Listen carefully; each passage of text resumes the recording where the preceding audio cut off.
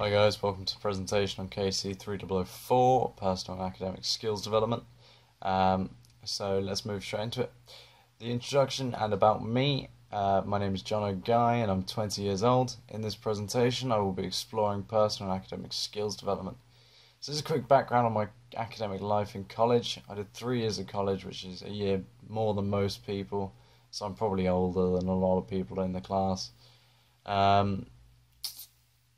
So the subjects I took were ones that I thought would help me progress into my dream career as a games designer. It's something I've wanted to do since I was a little kid. However, more recently I've been umming and ahhing about going into different specialities such as security or forensics. Each of these subjects all contain my passion, which is programming and coding. It's something I've found that I can really hit the ground running on. But all of my A-levels I did for graphics, media, music technology, computing, and information technology were all ones that I really enjoyed sort of back then and ones that I thought would help me out. I also did a YMCA level 1 fitness course as well, but that's bloody useless. Right, in terms of my hobbies, we have gaming, football, airsoft, and pubs, not clubs. Gaming has been something that I've been interested in since I was little. I still remember playing Call of Duty Modern Warfare on Christmas Day when I was about 12 on my brand new Xbox 360. As the years went on and I became more interested in computers, I led to the transition between PC and console, or console to PC, and I'm not going back. I played football since I was about 8. I was quite good at one point until I injured myself when I was 14. And stopped playing for a few years and never really got back into it much. Airsoft is one of my great passions. For those who don't know, airsoft is a sport not unlike paintball where you run around and shoot people, but instead of using paintballs you use BBs and the guns look a lot more realistic. This is an extremely fun sport and I've been trying to set up an airsoft society and I've now actually managed to do it. So in terms of that, that's something that people can join if they want to. Right, so finally, pubs, not clubs. As far as drinking is concerned, I'm not a big drinker anyway. I did a year without alcohol for charity in 2016, and since then my tolerance has been absolutely numbing. 2 beers and I'm on the floor. Which is great in some respects. It gets me drunk quite quick and quite cheaply. However, I prefer the social aspect of a pub rather than the pushing and shoving of clubs, because I've done clubs before and things didn't go well. Lastly, why did I choose Northumbria? The main reason is that it's really far away. I live in Southampton, which is roughly 330 miles south of where we are at the moment. I wanted to live far away because I like my independence. I like to be able to do things by myself. I have to rely on other people around me, which is something that I've sort of always really wanted to do. Also, Northumbria has a really good track record for IT and computing, so another big bonus for me. Right, moving on to my course. Right, okay, so there's 5 modules that we've got this year, 2 that we're doing currently and 2 that we'll be moving on to next year and 1 that runs all the way through. So with KC3004, the aim of the module really is to give you the life skills and necessary sort of for securing success whilst you're studying at university. The module really comprises of a few key areas, which is personal skills, academic skills, IT business skills, and the ability to be able to reflect on all of these. With KC3005, the aim of the module is to provide you with knowledge and understanding of business structure. So this is going to let us look at everything through, from IT and IS and all that sort of stuff, and give you a broader understanding of how it is that you can use computers to manipulate a business world, but also understanding how computers are so vital in a business world. KC3006 and 3008 we haven't moved into yet. I know 3008 I believe is the code wrangling, and the other one is the computer fundamentals. Both of those I'm really looking forward to because those are the parts of IT that I really enjoy.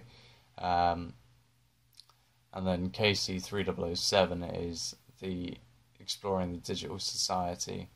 So that lets us look at everything sort of within the digital world and gives us a broader understanding of what it is out there and what we can use to sort of enhance our chances and understandings with certain areas of IT.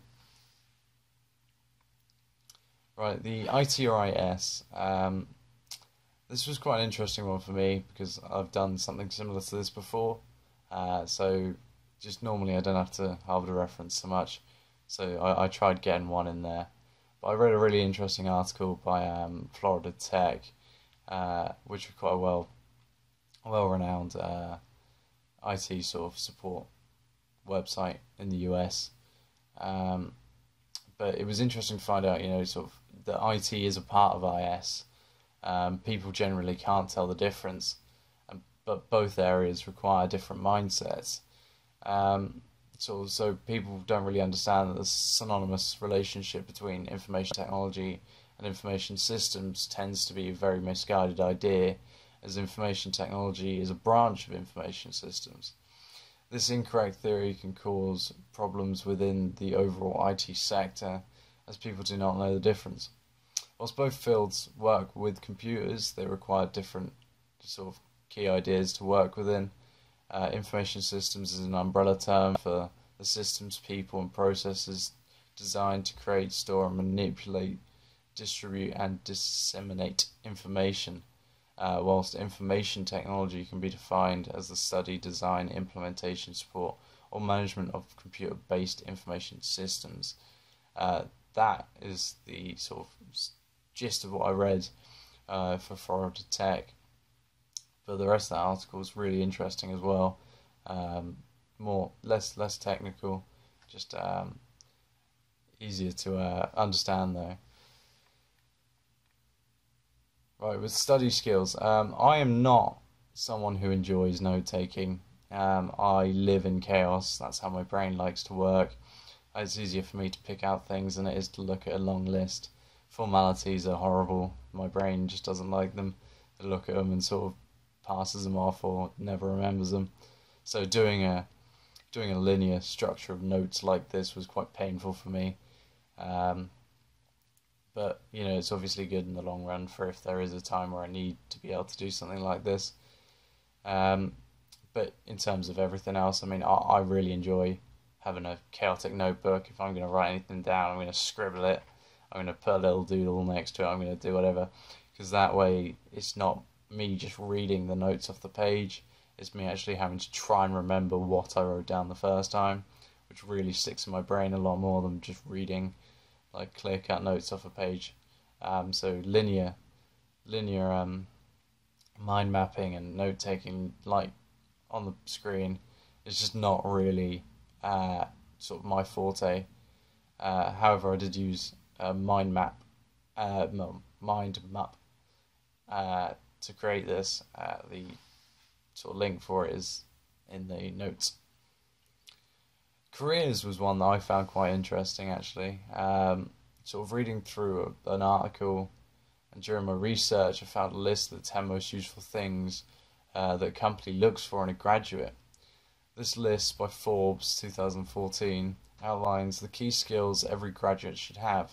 The ability to work in a team structure, ability to make decisions and problem solving, ability to communicate verbally with people in or outside the organization, ability to obtain and process information, ability to analyze quantitative data, technical knowledge related to the job, proficiency with the computer software programs, ability to create and or edit written reports, the ability to sell and influence others.